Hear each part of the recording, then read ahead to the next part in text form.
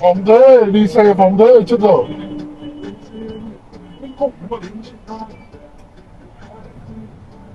Xe phi tít ra kia ông chưa kêu rồi. Ôi không sao, tốt rồi.